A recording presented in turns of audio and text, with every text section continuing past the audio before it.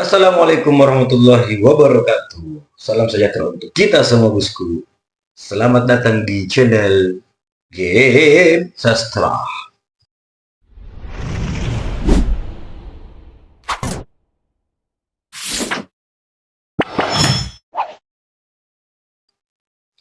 Jangan pernah peduli atas apa yang dikatakan orang lain terhadapmu. Entah itu kebaikanmu, entah itu keburukanmu. Tetaplah menjadi dirimu sendiri. Bye, gue. Oke bosku, pada video kali ini saya akan membagikan video di mana momen-momen pertemuan antara Ngabalin bersama adik-adiknya, junior-juniornya, yakni Fahri Hamzah, Haikal Hasan, dan Bung Kodari. Jadi saya pikir pertemuan mereka itu sangat memberikan pelajaran bagi kita tentang rekam jejak mereka, bahwa paling minimal kita jangan pernah mengikuti apa yang mereka perbuat. Nah, ada beberapa netizen yang pernah tanya saya, apa sih gunanya konten kamu ini kayak gitu? Saya cuma jawab, paling minimal itu tadi, paling minimal orang-orang ada yang sadar bahwa jangan pernah ikuti sifat penjilat mereka. Gitu bosku. Oke, tanpa berbahasa basi, mari kita saksikan videonya bersama.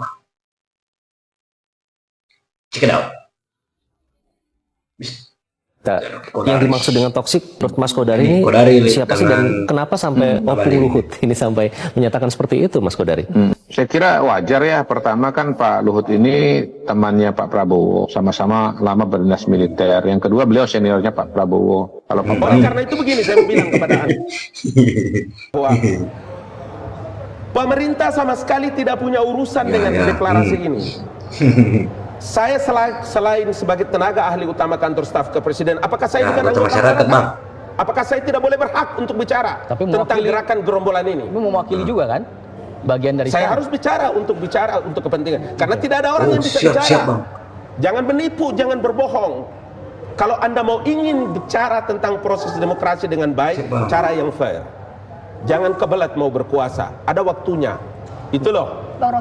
Kan sederhana sekali yang katakanlah beda frekuensi dengan kabinet yang akan datang. Jadi toksik itu saya kira pengertiannya dalam dua aspek. Pertama kepribadian, yang kedua dalam pengertian pemikiran. Dan saya kira itu sangat wajar bahwa mereka yang masuk ke dalam pemerintahan itu harus dipastikan bahwa pemikirannya itu akan mendukung agenda Indonesia Maju. Karena ini editannya teman-teman, Prabowo Gibran ini agendanya adalah menunjukkan pemerintahan. Yang kedua, orang-orang yang hubungannya nggak bagus dengan tokoh-tokoh yang ada di dalam Kabinet Indonesia Maju, siapa saja. Di semua tempat agendanya adalah agenda tablik akbar dan silaturahmi.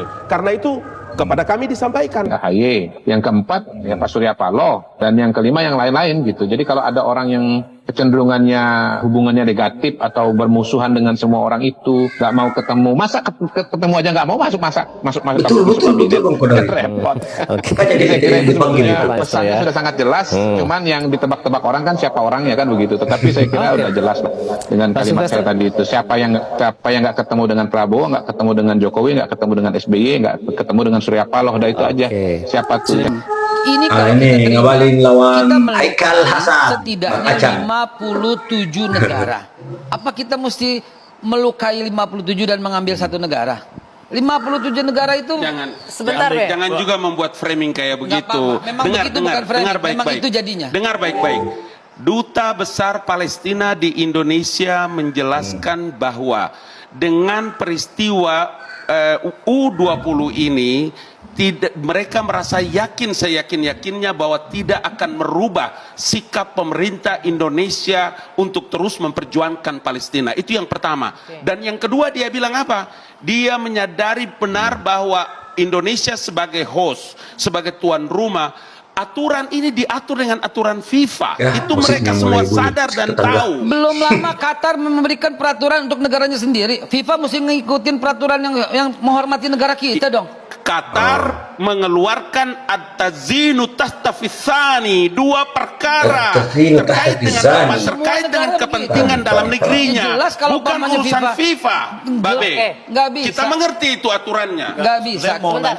Kita bisa berdiri sendiri di atas negara kita dengan berwibawa. Indonesia dan rakyat sepak bola Republik ini punya cita-cita menjadi tuan rumah Piala Dunia FIFA di tahun 2036, Andi. Betul? Caranya adalah langkah pertama ini kita menjadi tuan rumah untuk U20. Itu sebabnya pemerintah sebagai host pelaksana di sini PSSI memberikan jaminan penuh. Dan tidak ada urusannya kita dengan urusan Israel, ya Habibi. Ini urusan aturannya dengan bola. Nah, habis debat ketemu tuh Haikal Ngabalin. Haikal paling sana ya.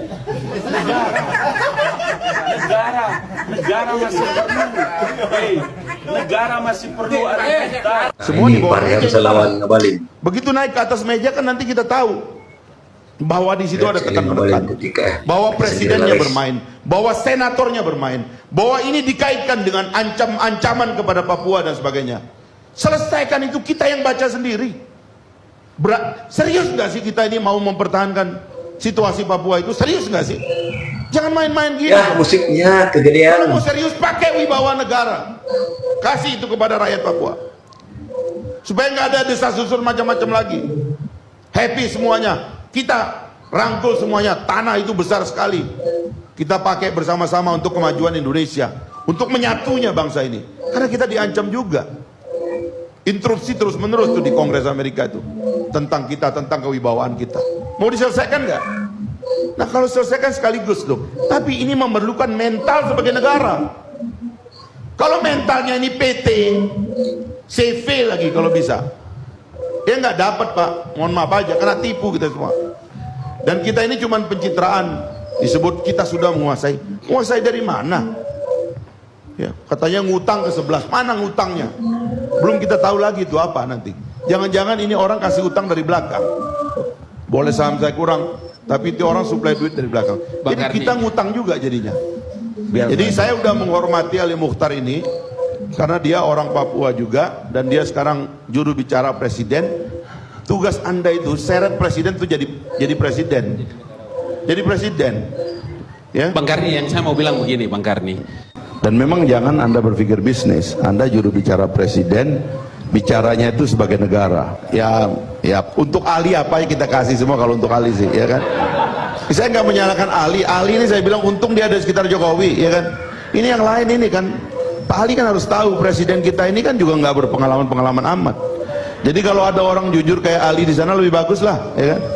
Biar yang bohong-bohongnya ini bisa ditutupi gitu. Kan Ali malu sama sorbannya itu kan kalau macam-macam. Kan katanya Pak Jokowi surveinya tertinggi, nanti terpilih juga Pak Ali. Udahlah dengan mandat baru dong bekerja.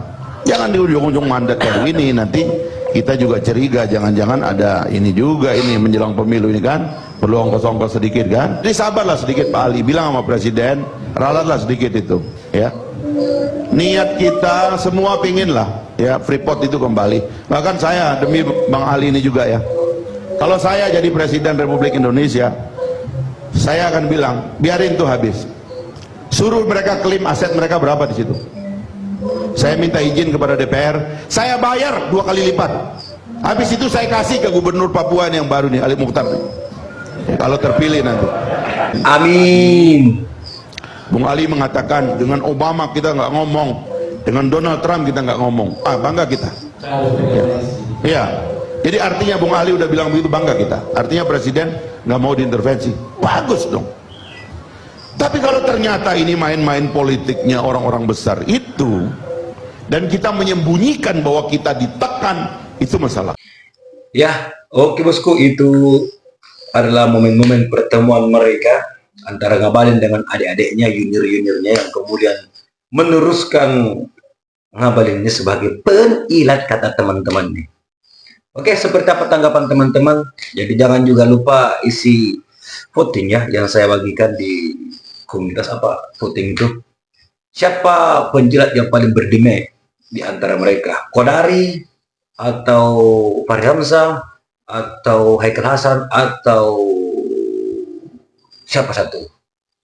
Saya lupa. Oh ya, di antara mereka. Oke, baik bosku. Sampai jumpa di video selanjutnya. Assalamualaikum warahmatullahi wabarakatuh.